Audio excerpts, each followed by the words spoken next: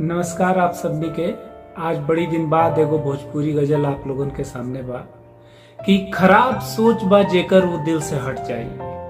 खराब सोच बा जेकर वो दिल से हट जाई। हिया में प्रेम बा जेकरे उहे निकट जाई। हरेगो लोर में हमनी के दुख सिमट जाई। हरेगो लोर में हमनी के दुख सिमट जाई। जहां ले बात बा जिंदगी के ऊ तक कट जाई। जे हमरे हार पर खुश बा ऊ ई भुलाइल बा। जे हमरे हार पर खुश बा ऊ ई भुलाइल बा। ई हार जीत में देखते देखत पलट जाई। यही सवाल पर टूटल देवाल आंगन के।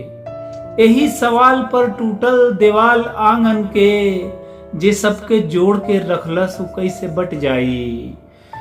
ए राजनीत में उहे चली जे मौका पर। ए राजनीत में उहे चली जे मौका पर। केहू के छोड़ के केहू से जाके सट जाई। हमन के इश्क के तब्बो करी जमाना याद।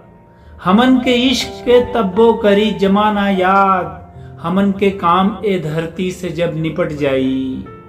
हमन के काम ए धरती से जब निपट जाई। खराब सोच बा जेकर वो दिल से हट जाई। हिया में प्रेम बा जेकरे उहे निकट जाई। हिया में प्रेम बा जेकरे उहे निकट जाई। धन्यवाद।